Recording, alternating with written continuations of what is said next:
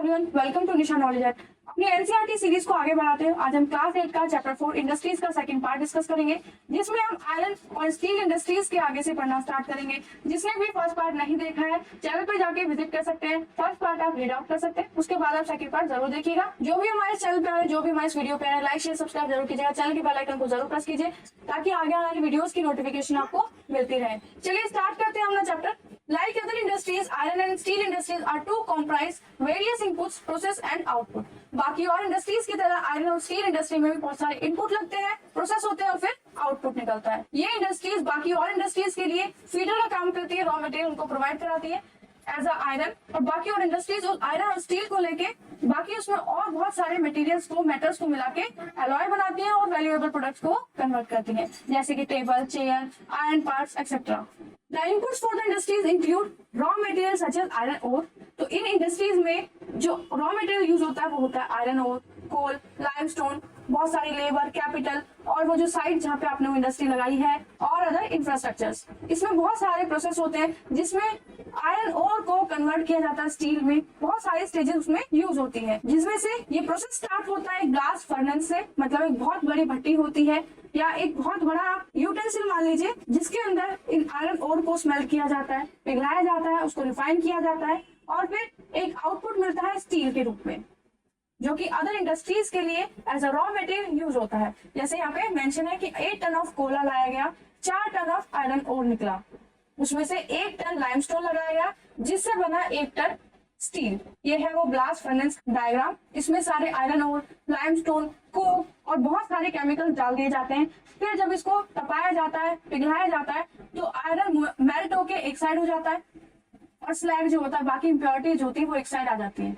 Steel tough होता है, easily कोई भी शेप ले लेता है, कट हो जाता है और वायर्स में भी कन्वर्ट हो जाता है।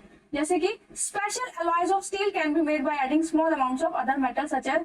अब क्या होता है कि बहुत सारे स्पेशल अलॉयज भी स्टील से बनाए जाते हैं, उनमें एल्युमिनियम, निकल, कॉपर जैसे अदर मेटल्स को यूज करके उनकी अलग अलग चीजें बनाई जाती हैं। अलॉय से मिलते हैं हमें स्टील के यूटेंसिल्स मिलते हैं, अनयूजुअल हार्डनेस उनकी बढ़ जाती है जब स्टील के साथ और अदर मेटल्स को मिलाते हैं, अलॉय बना देते हैं। अलॉय का मतलब होता है कि 2-3 मेटल्स को एक साथ ऐड करके कोई एक नया मेटल बनाना, उन मेटल्स को अलॉय बोलते हैं। ये सारी चीजें हमने साइंस के चैप्टर में पढ़े, तो आप जाके वो चेकआउट कर सकते हैं, प्लेलिस्ट में सारे चैप्टर्स अवेलेबल है। इन अलॉयज की प्रॉपर्टी होती है कि वो स्टील से हार्ड होते हैं, टफ होते हैं और उनकी एबिलिटी होती है कि उनके ऊपर जंग ना लगे, रस्ट फ्री होते हैं। स्टील को बैकबोन भी कहा जाता है मॉडर्न इंडस्ट्रीज का, और वो जितनी भी चीजें आज हम डेली लाइफ में यूज कर रहे हैं वो सभी आयरन और स्टील से बनी हुई है, जैसे कि शिप्स, ट्रेन, ट्रक्स, ऑटोज, ये सभी चीजें जो बड़ी बड़ी इंडस्ट्रीज होती हैं उनमें बनते हैं, जहाँ पे बहुत सारी स्टील यूज होगी। इवन जो सेफ्टी पिन और नीडल आप यूज करते हैं वो भी स्टील से ही बनी होती है। ऑयल वेल्स जो बनते हैं, ड्रिल मशीनें जो बनती हैं, वो सभी स्टील मशीनरी होती है, स्टील से ही बनती है। स्टील के पाइपलाइंस जो होती है जिससे ऑयल को ट्रांसपोर्ट किया जाता है, वो भी स्टील से बनता है। Minerals are mined with steel equipment. जो मिनरल्स को एक्सट्रैक्ट करने के लिए माइन में जो भी चीजें यूज होती है वो भी स्टील से बनती है। जो इक्विपमेंट्स यूज होते हैं, मशीन्स यूज होते हैं, वो स्टील से ही तो बनी होती है। फार्म मशीन्स जो होती है वो भी स्टील से बनी होती है। लार्ज बिल्डिंग जिसका स्टील फ्रेमवर्क होगा वो भी, उसका बेस क्या होगा, स्टील ही होगा। तो स्टील कहाँ से आएगा, ये इन्हीं आयरन और स्टील इंडस्ट्रीज से वहां पे आयरन मिलेगा। तो 1800 AD में जो इंडस्ट्रीज लगाई जाती थी वो नदी के किनारे ऐसी जगह लगाई जाती थी जहाँ का सरफेस अच्छा हो, जहाँ पे रॉ मटेरियल अच्छे से मिल सके, ट्रांसपोर्टेशन अच्छा हो और आसपास लाइट की अच्छी से फैसिलिटी हो। धीरे धीरे ये जो लोकेशन है किसी भी इंडस्ट्रीज को प्लेस करने के लिए वो चेंज हो गई। रिवर के किनारे से हटके कोल फील्ड्स के आसपास वो लगने लगी, क्योंकि पावर सप्लाई की ज्यादा जरूरत होने लगी। तो पावर सप्लाई कहाँ से मिलती है, कोल फील्ड से। कैनाल्स के और रेलवेज के पास लगने लगी। कैनाल्स और रेलवेज के पास मतलब ट्रांसपोर्टेशन का वहां पे अच्छे सा सोर्स मिल सके। उसी तरह 1950 में सबसे पहले आयरन और स्टील इंडस्ट्री लगाई गई जमशेदपुर में। एक फ्लैट लैंड था और पोर्ट के पास वो जगह थी। जैसे कि हम देखते हैं कि आयरन और स्टील वर्क जो होता है कंपनीज में, इंडस्ट्रीज में, वो बहुत लार्ज स्केल पे होता है। आयरन ओर की जरूरत पड़ती है जो कि दूसरे कंट्रीज से भी मंगाना पड़ता है। तो जहाँ पे पोर्ट होगा वहां पे आप इजिली अपने इंडस्ट्री के लिए आयरन ओर मंगा पाएंगे, स्मेल्ट हो पाएगा और आयरन स्टील आपको मिल पाएगा। In India iron and steel industry has developed taking advantage of raw material, cheap labour, transport and market. India में आयरन और स्टील इंडस्ट्री यहाँ पे डेवलप हो पाई क्योंकि यहाँ पे चीप लेबर मिल जाती है, रॉ मटेरियल यहाँ पे प्रोवाइड हो जाता है। जैसे हमने देखा छोटा नागपुर में बहुत सारी ऐसी माइंस है जिसमें से आयरन और निकलता है। ट्रांसपोर्टेशन की फैसिलिटी यहाँ पे अच्छी है, सी पोस्ट है, रेलवेज है, रोड्स है। इस मैप में मेंशन है पूरे वर्ल्ड में जो आयरन और प्रोड्यूसिंग एरियाज है जहाँ पे से आयरन और मिल जाते हैं वो एरिया है। जैसे कि यूरोप में कितना सारा एरिया ऐसा जहाँ से आयरन और मिलते हैं, जर्मनी में, कनाडा में, ऑस्ट्रेलिया में, साउथ अफ्रीका में, ब्राजील में, चाइना में तो देखिए एक बेल्ट सी बनी हुई है आयरन और की। और इसके बाद भी चाइना इंपोर्ट करता है आयरन और को इंडिया से। मतलब इंडिया के पास आयरन और है लेकिन उसको यूज वो इतनी अच्छे से नहीं कर पा रहा, उसकी खपत इंडिया में कम है, जिसकी वजह से इंडिया अपने जो प्रीशियस रिसोर्सेज है उनको इंपोर्ट कर रहा है चाइना में। और आज चाइना इतने बिग लेवल पे इकोनॉमिक एक्टिविटीज कर पा रहा है। जितने भी स्टील प्रोड्यूसिंग सेंटर्स है जैसे कि भिलाई, दुर्गापुर, बुनपुर, जमशेदपुर, राउरकेला, बोकारो, ये सारी इंडस्ट्रीज 4 स्टेट्स में फैली हुई है, सिचुएटेड है। जैसे कि वेस्ट बंगाल, झारखंड, उड़ीसा, छत्तीसगढ़। तो ये वाला एरिया छोटा नागपुर के पास है जहाँ से आयरन और इजिली मिल जाते हैं। भद्रावती और विजयनगर इन कर्नाटका, विशाखापट्टनम में आंध्र प्रदेश, सलेम इन तमिलनाडु, ये कुछ सेंटर्स है आयरन और स्टील इंडस्ट्रीज के। ये कुछ इंपॉर्टेंट स्टील सेंटर है जो यूटिलाइज करते हैं लोकल रिसोर्सेज को। जमशेदपुर पहले वो फैक्ट्री थी जो 1947 में लगाई गई Tata iron steel company limited, TISCO के नाम से। ये एक प्राइवेटली ओन कंपनी थी। डिपेंडेंस के बाद गवर्नमेंट ने भी इसको इनिशिएटिव्स प्रोवाइड किए सेटअप करने में, इसको डेवलप करने में। टिस्को 1907 में सांची में लगाई गई जो सुवर्णरेखा और खारकी रिवर के पास झारखंड में। बाद में इसका नाम जमशेदपुर के नाम से रखा गया।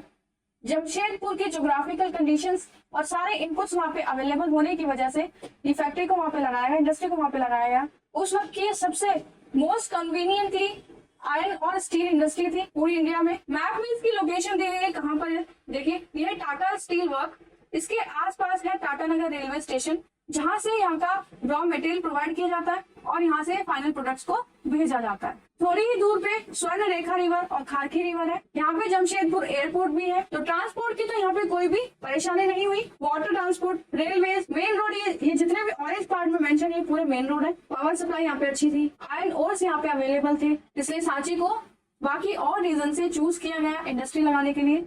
यहाँ पे 32 किलोमीटर दूर कालीपति स्टेशन है, बंगाल नागपुर रेलवे लाइन जिसका नाम है। पास ही में आयरन ओर है, कोल मैग्नीज डिपोजिट्स है कोलकाता में जो प्रोवाइड कराते हैं बहुत बड़ी मार्केट, लार्ज मार्केट तक आप इजिली यहाँ से अपने प्रोडक्ट्स को पहुंचा सकते हैं। इसको ने कोल लिया झारिया कोल फील्ड से, आयरन ओर लिए लाइमस्टोन, डोलोमाइट, मैग्नीज ओडिशा से मिला और छत्तीसगढ़ से। खारकी और सुवर्णरेखा रिवर से सफिशिएंट अमाउंट में उसे पानी की सप्लाई हुई।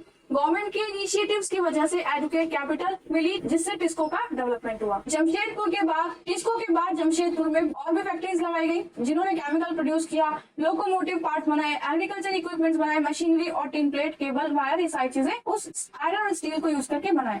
लेट्स डू में आपको एटलस कुछ आयरन और स्टील इंडस्ट्रीज के मार्क करना है इंडिया में। Development of the iron steel industry open the doors to rapid industrial development. जैसे ही आयरन और स्टील का डेवलपमेंट हुआ उसके साथ साथ बहुत सारी इंडस्ट्रीज का डेवलपमेंट हुआ। एक इंडस्ट्रियल रेवोल्यूशन आई आयरन और स्टील के आ जाने से। ऑलमोस्ट इंडिया में सारी ही इंडस्ट्रीज बनने लगी जो कि हैवीली डिपेंडेंट होती है आयरन और स्टील के ऊपर, जिनमें आयरन और स्टील एक बेसिक और रॉ मटेरियल की तरह यूज होता है। The Indian ore and steel industries consist of large integrated steel plant as well as mini steel mills. बहुत सारी बड़ी बड़ी फैक्ट्रीज, छोटी छोटी इंडस्ट्रीज भी यहाँ पे अवेलेबल है।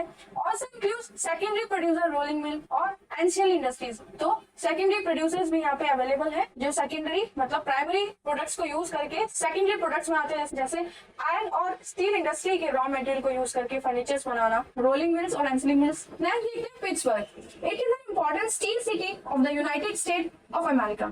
ये पिट्सबर्ग अमेरिका की स्टील सिटी के नाम से जाना जाती है। Steel industry at Pittsburgh enjoy locational advantage. ये स्टील सिटी इसलिए बनी क्योंकि यहाँ पे सारे फेवरेबल लोकेशनल एडवांटेज है इंडस्ट्रीज को यहाँ पे लगाने के लिए। बहुत सारे रॉ मटेरियल जैसे कि कोल यहाँ पे अवेलेबल है, आयरन और यहाँ पे मिनीसोटा के माइन से मिल जाता है जो कि 1500 किलोमीटर दूर है पिट्सबर्ग से। इन माइंस और पिट्सबर्ग के बीच में वर्ल्ड का बेस्ट रूट है शिपिंग के लिए, जहाँ पे ओर्स चीपली अवेलेबल हो जाएंगे दूसरी जगह से भी। फेमस ग्रेट लेक वाटरवेज यहाँ पर है, ट्रेन कैरी कर सकते हैं ओर्स को और फाइनल प्रोडक्ट्स को भी मार्केट तक ले जा सकते हैं। तो पिट्सबर्ग जिस एरिया में वहाँ पे बहुत सारी ग्रेट लेक्स हैं जैसे कि the Ohio, the Monongahela and Allegheny rivers पानी की सप्लाई को यहाँ पे फुलफिल करा देती है। तो डू यू नो में उन सारे लेक्स के नाम मेंशन है जैसे Great Lake are Superior, Huron, Ontario, Michigan, Erie. Lake Superior is the largest of these 5। तो लेक सुपीरियर पांचों में सबसे बड़ी है, जो कि लाई करती है हायर अपस्ट्रीम्स में।